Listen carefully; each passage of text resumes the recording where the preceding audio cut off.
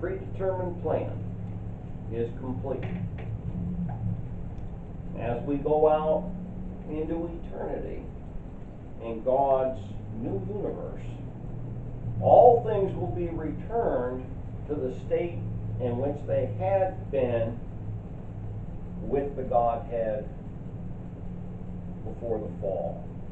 The exception being that God will now have that sentient, sinless, free will race of beings who love Him because we have chosen to do so, to populate His ever-expanding universe exactly as God had intended and desired from the very beginning. Verse 12, Colossians 3:12. Put on, therefore, as the elect of God, holy and beloved, bowels of mercies, kindness, humbleness of mind, meekness, long-suffering. It starts out there. Put on, therefore. Okay. Along with putting off the old man and his deeds, there, verse 9, and having put on the new man, as it says in verse 10, we find there a metaphor being used to describe our actions and behavior while serving the Lord Jesus Christ in this mortal life. Okay, again, that metaphor, we think there, again, Job 10:11, I read earlier, thou hast clothed me with skin and flesh and hast fenced me with bone and sinew. Okay. I'm inside looking out. Okay. I'm still clothed with this thing, okay, the mortal flesh. Often refer to it as my ride. This is my ride in the mortal life. This is my mule. It's an exterior covering for who we are, which is the soul. Now, the soul has the same visage as this.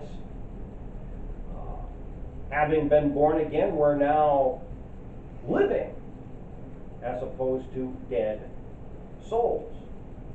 And we have the newborn spirit that has spiritually cut us away from this. So whatever this does not affect your soul at all eternally.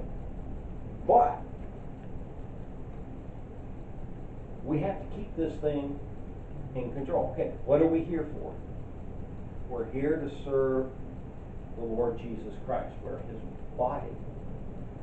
And this mortal flesh, okay, has to fulfill that. It don't want to. Okay? I won't tell you right now. It don't want to. It's going to fight you the whole time. But that's what it's talking about here, about putting off the old man, putting on the new man. It's a mental exercise. It's in the spirit of your mind. Okay? It's a difficult part of Christianity. It's one that the vast majority of believers never conquer. Most people in this world today, born-again believers, never get past this point. And that flesh runs their life the entire time. And it's a shame. It's a shame that happened. 1 Corinthians 15 again. Great chapter, 1 Corinthians 15.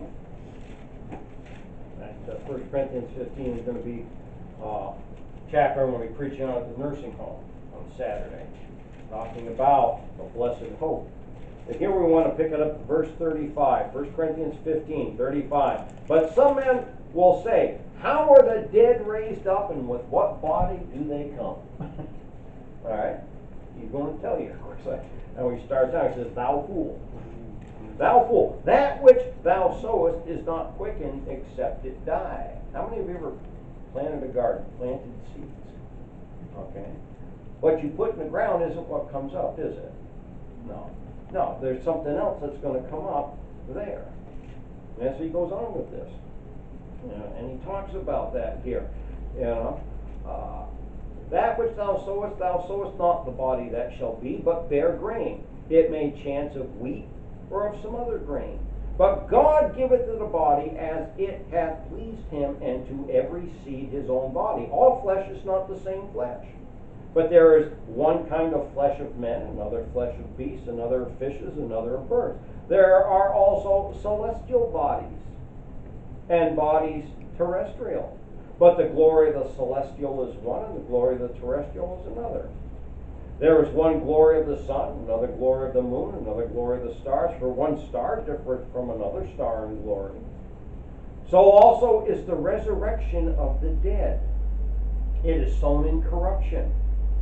It is raised in incorruption. It is sown in dishonor. It is raised in glory. It is sown in weakness. It is raised in power. It is sown a natural body. It is raised a spiritual body. There is a natural body, and there is a spiritual body. And so it is written, the first man, Adam, was made a living soul.